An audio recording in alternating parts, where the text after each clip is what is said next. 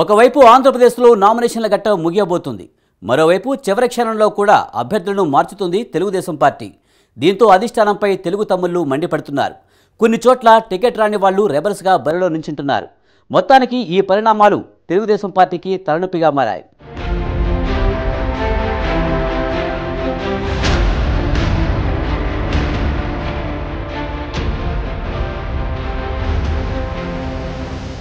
ఆంధ్రప్రదేశ్లో నామినేషన్ల పర్వం దాదాపు చివరకు చేరింది.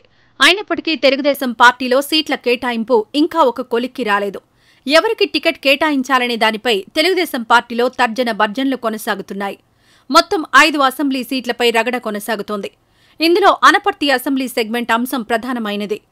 తూర్పుగోదావరి జిల్లా అనపర్తి అసెంబ్లీ సీటుపై నెలకొన్న ఉత్కంఠకు తెరపడింది. అనపర్తి నుంచి బీజేపీ టికెట్పై నల్లమిల్లి రామకృష్ణారెడ్డి పోటీ చేయడానికి రంగం సిద్ధమైంది.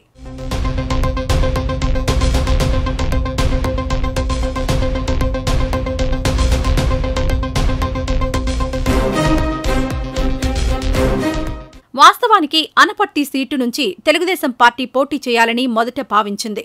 అయితే కూటమి పొత్తుల్లో భాగంగా బీజేపీకి కేటాయించిన అనపర్తి సీటును తిరిగి తెలుగుదేశం పార్టీకి కేటాయించడానికి బీజేపీ హైకమాండ్ అంగీకరించలేదు.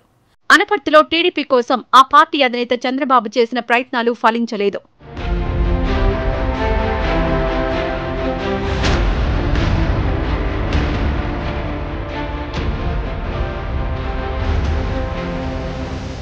ఈ నేపథ్యంలో బీజేపీలో చేరి టికెట్ తెచ్చుకోవాల్సిందిగా నల్లమిల్లి రామకృష్ణారెడ్డిపై ఒత్తిడి వచ్చింది.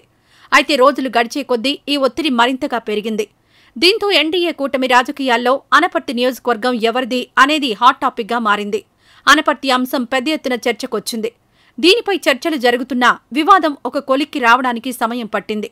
దీంతో ఇటు బీజేపీ అటు టీడీపీ మధ్య అనపర్తి సీటుపై పెద్ద రగడ చోటు చేసుకుంది.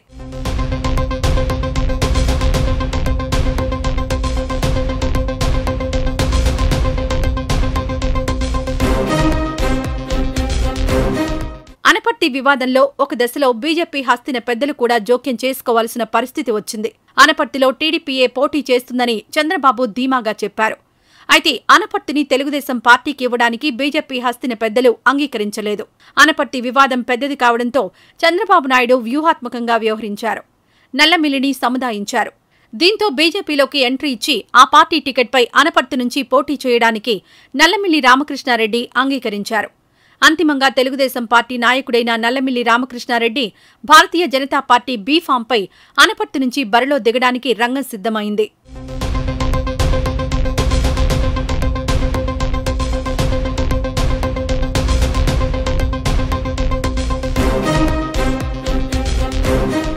వాస్తవానికి తెలుగుదేశం పార్టీ జనసేన బీజేపీ పొత్తుల్లో భాగంగా 144 అసెంబ్లీ 17 ఎంపీ స్థానాలకు టీడీపీ అభ్యర్థులను ప్రకటించింది. అయితే కొంతమంది నేతలకు టికెట్లు లభించలేదు. దీంతో చాలా చోట్ల అసమ్మతి జ్వాలలు ఎగిసిపడ్డాయి. టీడీపీలో ఉవ్వెత్తున ఎగిసిన అసమ్మతిని నివారించడానికి తాజాగా 5 చోట్ల అభ్యర్థులను మార్చారు చంద్రబాబు నాయుడు. ఉండి, పాడేరు, మాడుగుల, మడకశిర, వెంకటగిరి నియోజకవర్గాల్లో మార్పులు చేశారు. ఉండి ఎమ్మెల్యే అభ్యర్థిగా రఘురామకృష్ణరాజుకు అవకాశం కల్పించారు. ఆయనతో పాటు పాడేరు నుంచి గిడ్డి ఈశ్వరి, మాడుగుల బండారు సత్యనారాయణమూర్తి, మడకశిర ఎంఎస్ రాజు, వెంకటగిరి కురుగొండ్ల రామకృష్ణులకు టికెట్లు ఖరారు చేశారు.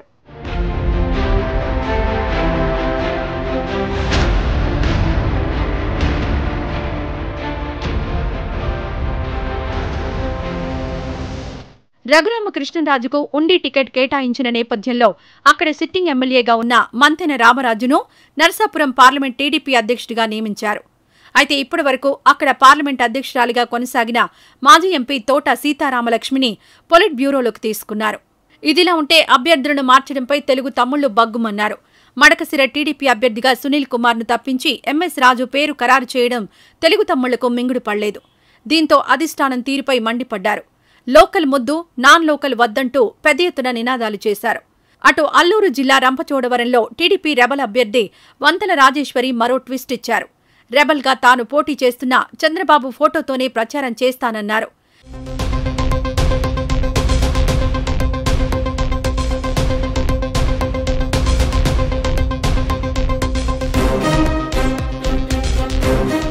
మొత్తానికి ఎంపీ, ఎమ్మెల్యే అభ్యర్థులకు బీ ఫామ్స్ అందజేసి ఎన్నికల ప్రచారంలో దూసుకుపోతోంది తెలుగుదేశం పార్టీ.